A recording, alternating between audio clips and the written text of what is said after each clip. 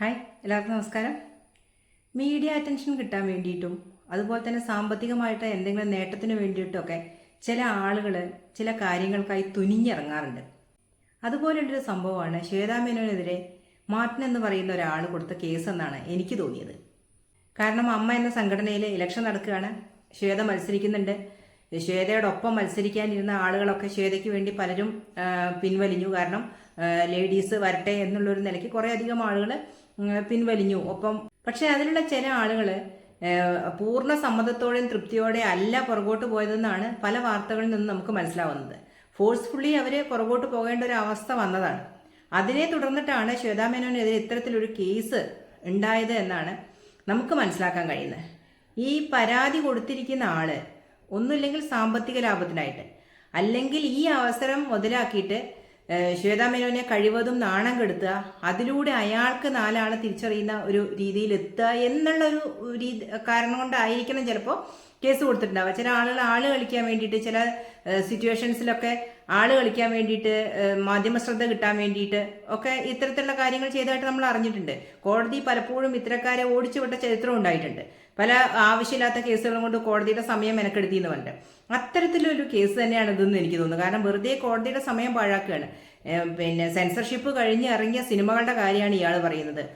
ശ്വേതാ മേനോൻ അഭിനയിച്ച അല്ലെങ്കിൽ നമ്മൾ തിയേറ്ററിലൊക്കെ പോയി കാണുന്ന എല്ലാ സിനിമകളും തന്നെ സെൻസർഷിപ്പ് കഴിഞ്ഞ് ഇറങ്ങുന്നതാണല്ലേ. സെൻസർ ബോർഡ് തലനാരിഴ കീറി പരിശോധിച്ച് പുറത്തിറക്കുന്ന സിനിമകളാണ്. നമുക്കറിയാം, ഈ അടുത്ത കാലത്ത് ഇറങ്ങിയ സിനിമകളിലൊക്കെ പേരിന്റെ പ്രശ്നത്തിൽ പോലും വിവാദങ്ങളും പ്രശ്നങ്ങളും ഒക്കെ ഉണ്ടായത് നമ്മൾ കണ്ടതാണ്. അപ്പൊ അത്രയധികം ശ്രദ്ധിച്ച് സെൻസർ ചെയ്ത് പുറത്തിറക്കി ഒരുപാട് കാലമായിട്ട് എല്ലാവരും കണ്ടുകൊണ്ടിരിക്കുന്ന പടങ്ങളിലെ ചില ക്ലിപ്പുകളൊക്കെ എടുത്തു വെച്ചിട്ട് അതൊക്കെ പോൺ വീഡിയോസ് ആണെന്ന് പറയും, അതൊക്കെ പോൺ സൈറ്റിൽ കിട്ടുന്നുണ്ട്, പ്രായപൂർത്തിയാകാത്ത മക്കളൊക്കെ അത് കണ്ടിട്ട് വഴിതെറ്റാണെന്നൊക്കെ പറഞ്ഞു കഴിഞ്ഞാൽ ഇയാൾ ഈ ലോകത്തൊന്നും അല്ല ജീവിക്കുന്നതെന്ന് നമുക്ക് തോന്നും.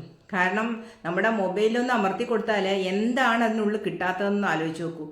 ഒരുപാട് അശ്ലീല സൈറ്റുകൾ നമുക്ക് അവൈലബിൾ ആണ്. കൊച്ചു കുട്ടികൾ മുതൽ ഈ മൊബൈൽ യൂസ് ചെയ്യുന്ന ആളുകൾക്കൊക്കെ അത് കിട്ടുന്നുണ്ട്. ഇല്ലാന്നൊക്കെ വെറുതെ പറയാണ്, എല്ലാവർക്കും കിട്ടുന്നുണ്ട്. ഇപ്പോൾ 24-ലെ ഹാഷ്മി ഇദ്ദേഹത്തോട് ചോദിക്കുന്നുണ്ട്, ഇതൊക്കെ ബാൻ ചെയ്ത സൈറ്റുകളാണല്ലോ, അതെങ്ങനെ നിങ്ങൾ ഓപ്പൺ ചെയ്തു എന്ന് ചോദിക്കുന്നത്. ഓപ്പൺ ചെയ്യാൻ കഴിയുന്നുണ്ടാവും പല ആളുകൾക്കും. കാരണം ഇത്തരക്കാര് ഇങ്ങനെയുള്ള വീഡിയോസ് കാണാൻ വേണ്ടി എന്ത് റിസ്ക് എടുക്കാൻ തയ്യാറാവും. ഇവരെയൊക്കെ നോട്ട് ചെയ്യുന്നുണ്ടാവും, സൈബർ സെല്ലൊക്കെ നോട്ട് ചെയ്യുന്നുണ്ടാവും. പക്ഷെ അതൊന്നും ഇത്തരക്കാരെ ബാധിക്കില്ല. അതുകൊണ്ടായിരിക്കണമല്ലോ ഇയാള് ഇത്തരം ഒരുപാട് പോൺ സൈറ്റുകൾ സെർച്ച് ചെയ്യാനുള്ള അവസരം ഉണ്ടായത്. അല്ലെങ്കിൽ സ്വന്തം മക്കൾ ഇങ്ങനെ കാണുന്നു, പ്രായപൂർത്തിയാകാത്ത കുട്ടികൾ കാണുന്നു എന്നൊരു കാരണം കൊണ്ട് ഒരുപാട് പോൺ സൈറ്റുകൾ തുടർച്ചയായിരുന്നു കാണുക എന്ന് പറഞ്ഞാൽ അതന്നെ ഒരു വൃത്തികേടല്ലേ അല്ലെ. അപ്പൊ ആ മനുഷ്യന്റെ മനോനിലയല്ലേ പരിശോധിക്കേണ്ടത്. കാരണം നമ്മൾ അതിൽ നിന്ന് ആ കുട്ടികളെ വിലക്കുകയും ഇനി മേലാൽ ഇത്തരത്തിലുള്ള സൈറ്റുകളിൽ കയറരുതെന്ന് പറഞ്ഞ് മനസ്സിലാക്കുകയാണ് വേണ്ടതല്ലേ.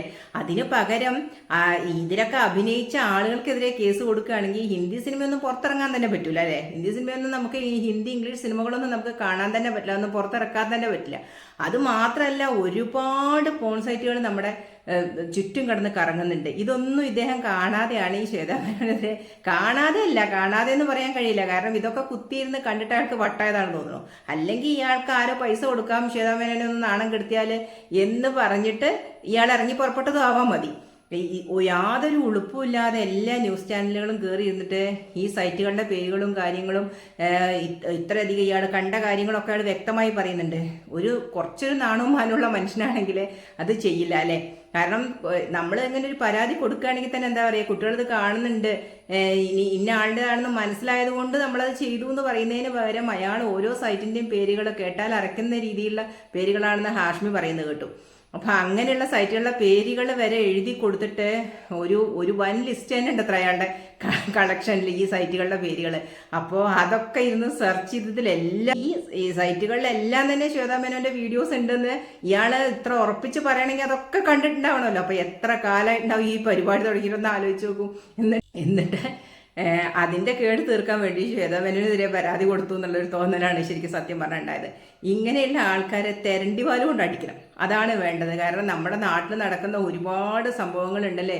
റോഡൊക്കെ എത്ര മോശമായി കിടക്കുകയാണ്, ഒരുപാട് സോഷ്യലി റെലവൻ്റ് ആയ ഒരുപാട് കാര്യങ്ങളുണ്ട്. അപ്പം അതിലൊന്നും ശ്രദ്ധ പതിപ്പിക്കാതെ ഇത്തരത്തില് സെൻസർഷിപ്പ് കഴിഞ്ഞ് ഇറങ്ങിയ സിനിമകളുടെ ക്ലിപ്പിങ്സ് ഇങ്ങനെയുള്ള സൈറ്റുകളിലൊക്കെ കിടന്ന് കറങ്ങുന്നു, അല്ലെങ്കിൽ ഏതോ പരസ്യത്തിൽ അഭിനയിച്ചു എന്നൊക്കെ പറഞ്ഞുകൊണ്ട് കേസിന് പോകാതെ അത്തരത്തിലുള്ള കാര്യങ്ങൾക്കെതിരെ പ്രതികരിച്ച് കേസിന് പോവുകയാണെങ്കിൽ അതിനൊരു അന്തസ് ഉണ്ടായിരുന്നു അല്ലേ.